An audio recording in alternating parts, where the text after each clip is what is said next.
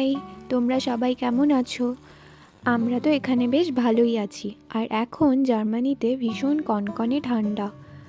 আর গত 5 মাস ধরেই চলছে প্রায় এরমই ঠান্ডা কনকনে। টেম্পারেচার সবসময়ই প্রায় মাইনাসেই থাকছে। তো এই ঠান্ডায় ভাবলাম আজ একটু বেশ ঝাল ঝাল করে চিকেন রান্না করি। তাই জন্য চিকেনগুলোকে বেশ ছোট ছোট টুকরো করে কেটে নিয়ে তারপর ওগুলোকে নুন, হলুদ, একটু দই আর তেল দিয়ে ভালো করে মেখে কিছুক্ষণের জন্য রেস্টে রেখে দেব। প্রায় সেপ্টেম্বর মাসের মাঝামাঝি সময় থেকে এখানে ঠান্ডা শুরু হয়েছিল। এখন পর্যন্ত ঠান্ডা চলছেই, আর ঠান্ডা যাওয়ার তো নামই নিচ্ছে না। প্রায় দিনই রোদ ওঠে না, ভীষণ ডিপ্রেসিং ওয়েদার।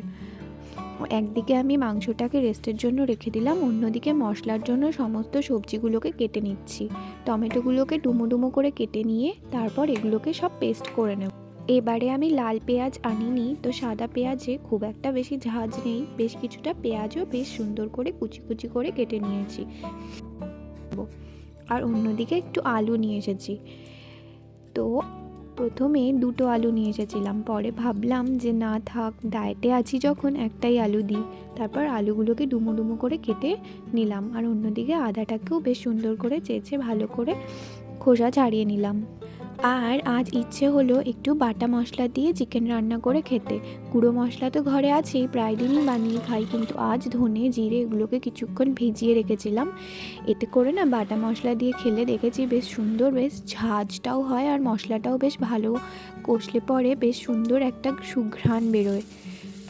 তারপর একটা কড়াইতে তেল গরম করে ওর মধ্যে সামান্য জিরে ফোড়ন দিয়ে কুচিয়ে রাখা পেঁয়াজগুলোকে সুন্দর করে ভাজা ভাজা করে নিচ্ছি। আর অন্যদিকে সেই পেস্ট করা মশলাগুলো হালকা পেঁয়াজটা ভাজা ভাজা হয়ে এলে ঢেলে দিয়ে দিলাম। এবার এই মশলা শুদ্ধ পেঁয়াজটাকে ভালো করে তেল ছাড়া পর্যন্ত কষিয়ে নেব।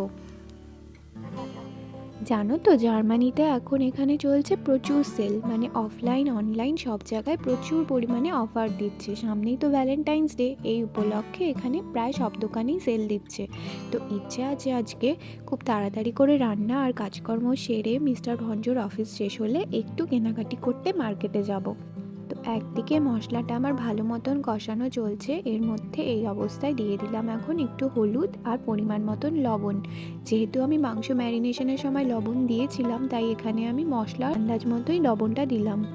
এবার ভালো করে মশলাটা কষিয়ে এলে এখন ঢেলে দিয়ে দেব ম্যারিনেটেড চিকেনগুলো। এবারে ম্যারিনেটেড মাংস আর মশলাগুলোকে ভালো করে সুন্দর করে মিশিয়ে নেব, আর মাংসটাকে অনেকক্ষণ ধরে বেশ ভাজা ভাজা হওয়া পর্যন্ত কষিয়ে নেব। মাংস কিন্তু যত কষানো যায় ততই তার টেস্ট বাড়ে। আলুগুলো এতই সামান্য আলু দিয়েছি, ওগুলোকে আর আমি এক্সট্রা করে ভাজছি না, মাংসের সাথে আর মশলার সাথে একবারে দিয়ে দিলাম। একসাথে ভাজাও হয়ে যাবে, সেদ্ধও হয়ে যাবে। আর সঙ্গে বানাচ্ছি একটু মসুর ডাল। জানো তো, ছোটোবেলায় আমার ছোটো মাসির বাড়িতে যখন যেতাম, তখন মাসি গোটা গোটা রসুন দিয়ে দেশি মুরগির বেশ রগরগে ঝোল বানাতো বা কষা মাংস বানাতো। তো ছোটোবেলায় খুব একটা রসুন খেতে চাইতাম না, কিন্তু একদিন মাসি সেই মাংসের রসুন ভাতে চটকিয়ে মেখে খাইয়ে দিয়েছিল। আহা, কি স্বাদ, তোমাদের কি বলবো। তো ওই কথা মনে পড়াতে আজকে আমি গোটা রসুন দিয়ে বেশ রগরগে ঝাল দিয়ে চিকেন বানিয়ে নিচ্ছি। ডাল সেদ্ধ হতে থাক, অন্যদিকে মাংসটাও ভালো করে কষতে থাকুক, আর অন্যদিকে আমি এই সমস্ত বাসনগুলো যেগুলো ভরিয়েছি সেগুলোকে টুকটুক করে মেজে নিই। রান্নার সাথে সাথে এই কাজগুলো হয়ে গেলে না রান্নার পরে আর খুব একটা বেশি চাপ থাকে না। আজ সিঙ্কটাও একটু পরিষ্কার করব, যদিও বা আমি একদিন অন্তর অন্তরই এই সিঙ্কটা পরিষ্কার করেই থাকি।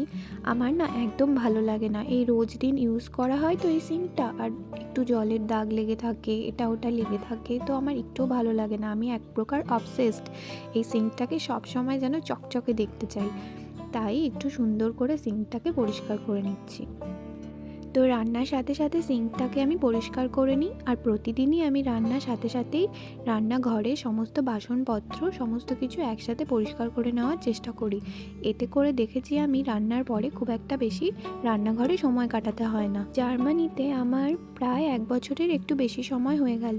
বর তো রয়েছে বেশ কিছু বছর ধরে, কিন্তু গত 1 বছর ধরে আমার দেশে ফেরা হয়নি। এখন জানো তো, যেন সময়ই কাটছে না, মনে হচ্ছে কবে দেশে ফিরবো। তো বাড়ির জন্য ভীষণ ব্যাকুল লাগছে। যাই হোক, শীঘ্রই আমরা দেশে ফিরতে চলেছি।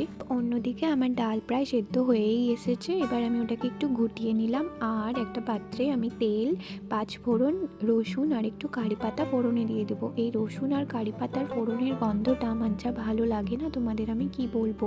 যারা যারা কোনোদিনও ট্রাই করোনি তারা একবার ট্রাই করে দেখো। মুসুর ডালে এই রসুন আর কারি পাতার ফোড়ন দিয়ে ভীষণ ভালো স্মেল বের হয়।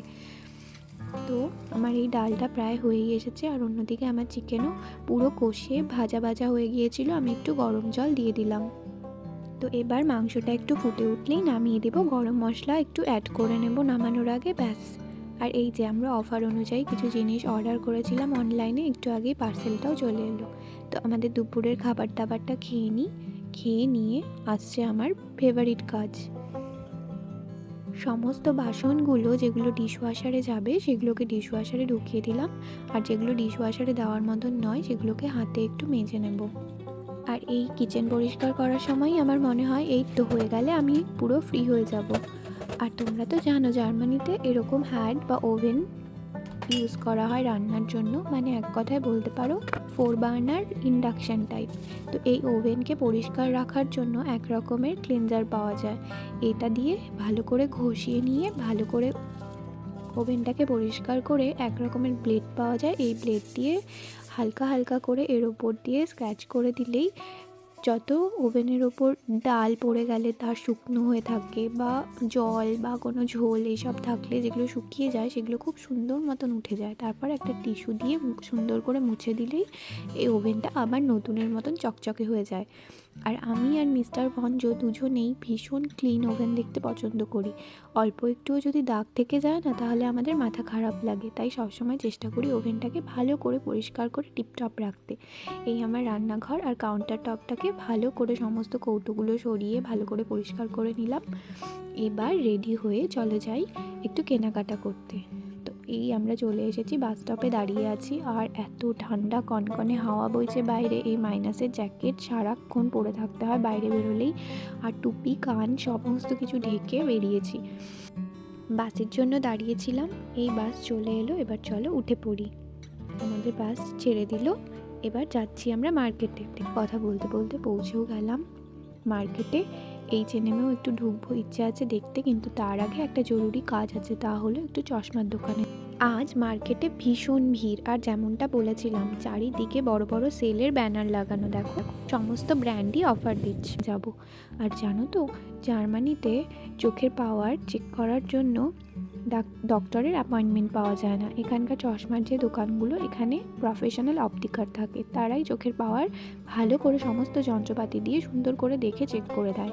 তো একটু পাওয়ারটা চেক করিয়ে আমরা একটু চশমারও অর্ডার করতে গিয়েছিলাম।